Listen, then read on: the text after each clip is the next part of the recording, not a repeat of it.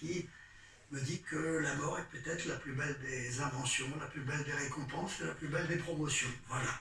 Claude Lelouch. La musique parle à notre part. Oui, c'est un personnage important dans vos films, incontestablement. Vous n'avez jamais imaginé de tourner après, vous l'avez la musique, de tourner et de l'envoyer... Claude Lelouch. Est-ce que vous la faites écouter aux acteurs, justement, avant? Je la fais écouter. Oui. Je la fais écouter. D'abord, ça les met dans l'ambiance.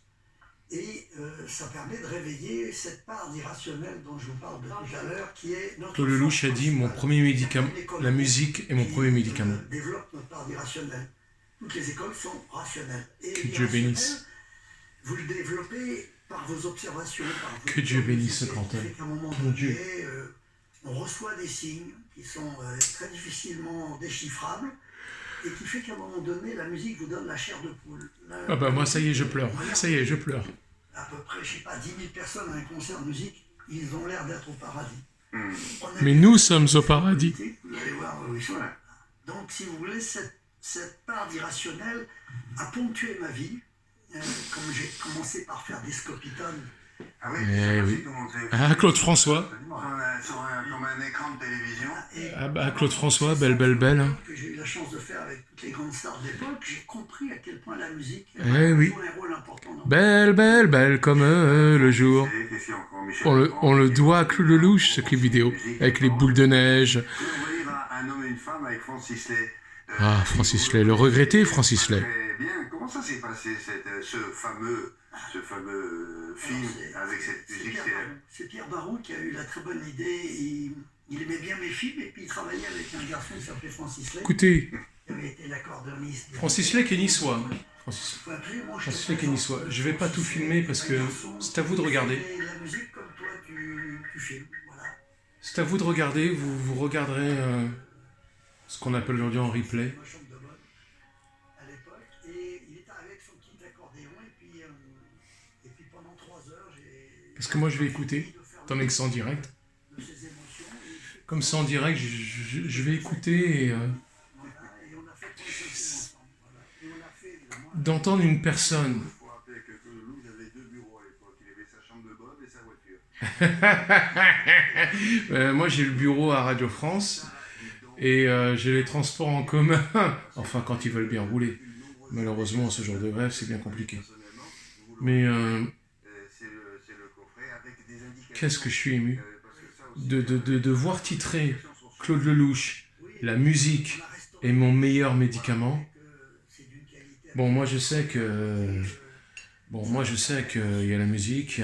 Ah d'ailleurs je me suis acheté une bouteille de Beaujolais. Ouais. Ah je pense à mon neveu là parce que si mon neveu il était là, je pense qu'il apprécierait beaucoup parce que je sais pas ce que c'est. Voilà, je sais pas ce que c'est, je l'ai acheté, j'ignore ce que ça vaut. Ah, j'aime bien parce que j'ai tous les reflets de soleil. Il y a un soleil aujourd'hui en région parisienne incroyable. Voilà, j'ai tous les reflets de soleil, il faut que je fasse gaffe. Et Bon anniversaire, 85 ans, ça se fait. Vous avez remarqué 85 ans. il y a 8 God damn. 85 ans. Bon. Et mes amis Laura Adler et Agnès Chevaux. C'est pas 85 ans, hein. Elle est belle Laura Adler. Tu vois? Ah, ça voit quelque chose là? Je sais même pas, ça voit quelque chose. Si, regarde, on voit l'or. Voilà, c'est Laura Adler. Bon, là, on a les chevaux, ok. Là, on a maman, comme d'habitude. Hein. Maman est toujours là. Puis là, on a John Collins, maman à côté de John Collins, c'est normal. Mais, ouais, c'est... Voilà, Laura Adler. Laura Adler. Ah, puis on a du nouveau aujourd'hui. Ouais, on a du nouveau. Ah, pas l'éducation nationale, nous font chier. Ouais, on a du nouveau aujourd'hui. On a ça. Et bientôt dans mes bureaux, vous verrez une grande photo de Laura Adler que j'ai pas encore ramenée ici parce qu'il faudrait que Samantha Fox, en dessous de Daniel Chevaux, c'est pas la classe. Oh, regardez mon drap d'enfance. Oh, faut que je vous le montre. Non, parce que c'est le problème des jours de grève, c'est que comme on peut pas tellement schtroumpfer, j'en profite pour faire ma lessive. Et regardez ces toccata avec Bart et tout. Vous savez quoi, ma maman, oh, je vais essayer de le dire sans pleurer, mais c'est pas évident. Ma maman, elle avait acheté ce drap J'avais 7 ans à l'époque. 7-8 ans. Enfin, ma soeur jumelle et moi, on avait 7-8 ans. Et ma soeur jumelle l'a gardé. Quand maman est morte, elle l'a retrouvé dans... Enfin, nous l'avons retrouvé dans les affaires de maman. On l'a retrouvé dans les affaires de maman et... Oh, c'est mignon. On l'a retrouvé dans les affaires de maman et oh, tout de suite, je l'ai récupéré. Puis maintenant, il est ici, à Stein, dans mon 93 natal. Mon 93 natal que j'aime tant. Pour une personne comme moi qui suis né à Épinay-sur-Seine, qui a vécu à la rue des Marnauds, à Cité-Floréal, à Saint-Denis, c'est quelque chose de... Ça, alors, vous voyez le drap qui est là, il a fait Épinay-sur-Seine, il a fait Saint-Denis, il a fait Menton, il a fait Nice, et maintenant, il refait Stein dans le 93. Il refait la ville du 93. Ouais, c'est bien, jour de grève? Non, c'est pas bien. Non, c'est pas bien. Moi, je ne supporte pas d'être loin de mon bureau. C'est malgré tous les efforts que j'ai faits depuis 6 heures du matin, malgré tous les efforts que j'ai faits depuis 6 heures du matin, eh bien, malheureusement, depuis la ligne 13, c'était impossible de schtroumpfer un métro.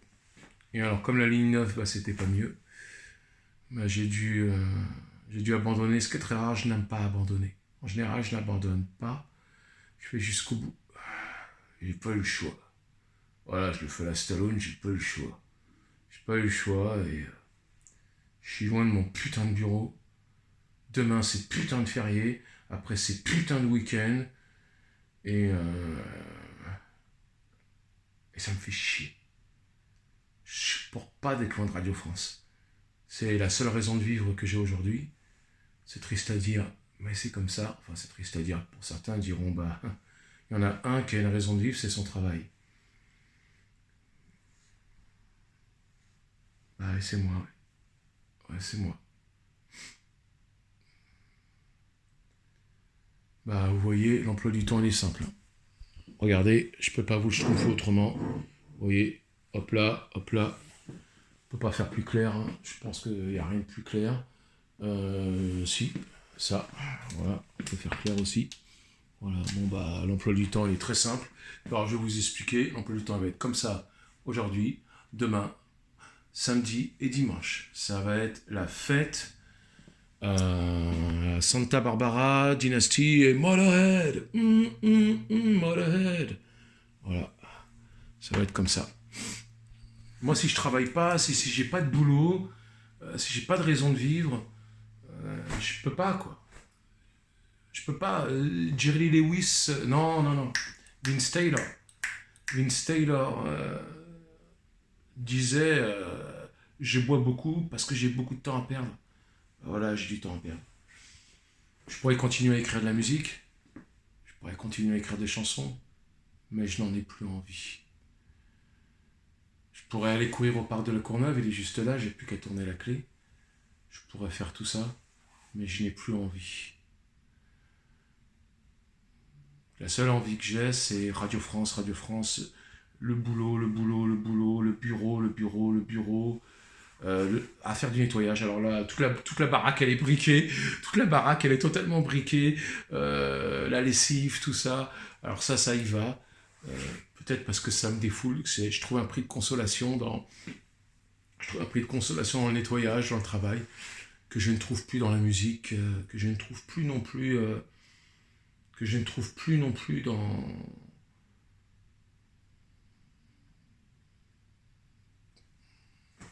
tout ce qui va autour de la musique. Jogging, si, la danse encore. Je danse très souvent. Mais par contre,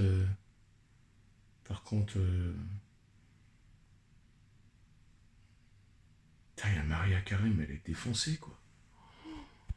Ah, j'aime bien parce qu'elle regarde Rocky. Ah, mais c'est... Ouais, regarde la série The Crown. Ah, mais elle est défoncée, quoi. Ah oui, c'est pas Rocky qu'elle regarde. Ah, c'est son fils qui s'appelle Rocky. Elle a appelé son fils Rocky. Respect, Maria Carey. Mais elle boit, quoi. Ah bah elle aussi, elle boit. Ah bah elle fout rien, elle aussi, Maria Carey. Ça craint n'empêche. Moi, je suis pas une voix en or, mais elle, c'était une voix en or. va finir comme Whitney Houston si ça continue. Enfin, ça c'est pas mon propos.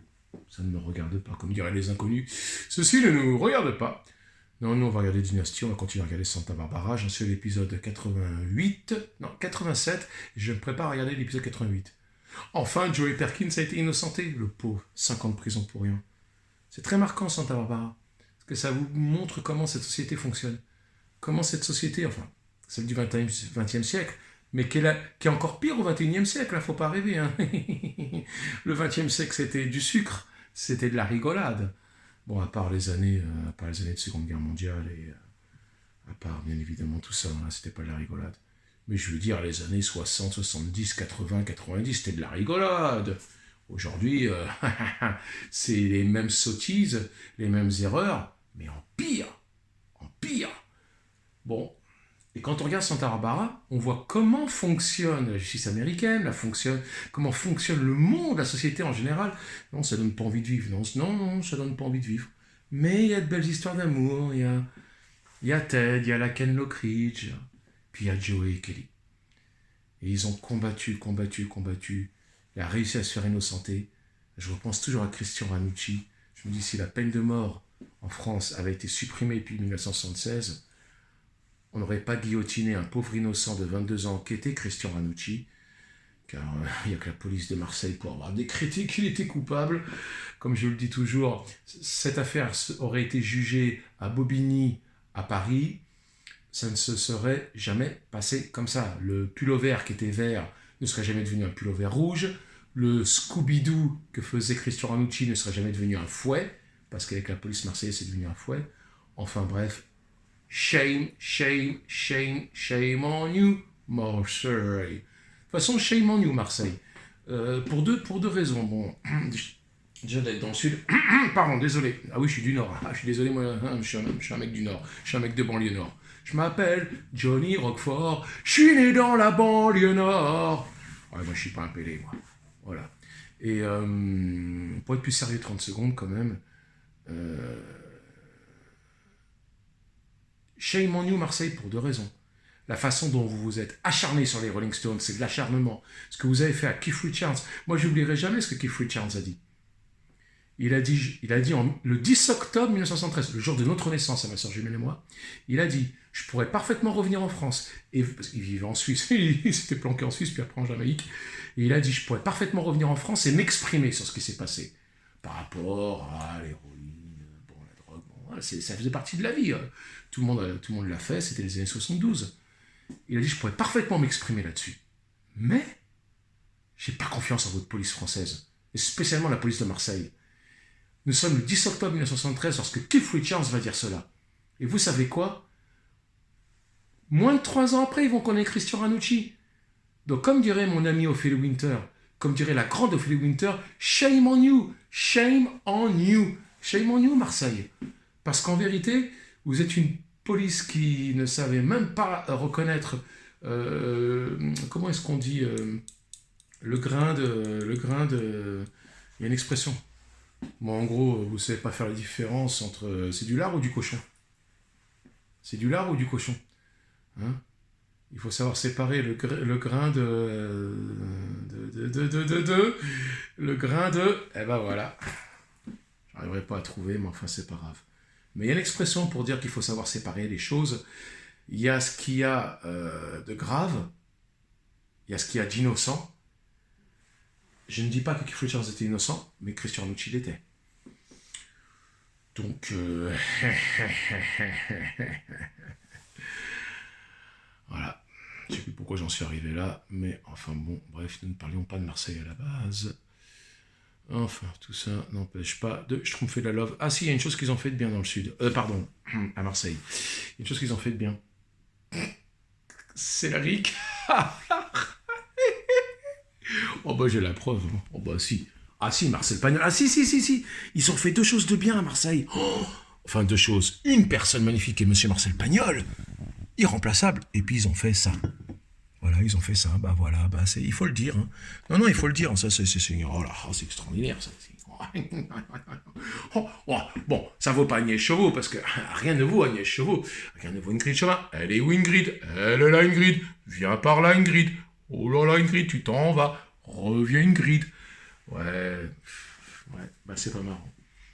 Enfin, je déteste la grève, je déteste être loin de Radio France. En plus, comme je vous l'ai dit, je suis en deuil depuis la perte de Jerry Lee Lewis. Et reprenant les termes de Vince Taylor, je bois beaucoup parce que j'ai du temps à perdre. Et ben là, je vais avoir du temps à perdre pendant 4 jours. Bon, je compte sur mon parrain de 91 ans pour m'appeler pour aller au parc de la Courneuve parce que tout seul, je ne veux plus rien faire. Ah, je ne veux plus, j'ai plus envie. J'ai des acouphènes qui sont terribles. Très mal aux oreilles, spécialement l'oreille droite. Très mal à l'oreille droite. Je perds la vue. Donc en ce qui me concerne, ouais, j'avouerai que j'ai plus envie de faire grand chose. Si je n'ai travaillé pour Laura Adler, voilà, si j'aimerais travailler pour Laura Adler, oh, Samantha Fox, Nicolette Sheridan, yes, great. Non, j'aimerais travailler pour Laura Adler. J'aimerais travailler ou soit pour Agnès Chauveau-Alina, puis toujours à travailler pour Radio France. Je me sens vide loin de Radio France, très vide. J'aime pas le RSA, j'aime pas le chômage, j'aime pas les arrêts de maladie, j'aime pas les grèves, j'aime pas les vacances, tata. Moi j'ai été élevé avec Madonna, Yves Mourouzi, John Lennon, Prince, Michael Jackson. Tous ces gens-là vous diront, c'est quoi le mot vacances? Nous on sait pas ce que c'est. Nous on travaille, jusqu'à en perdre la santé.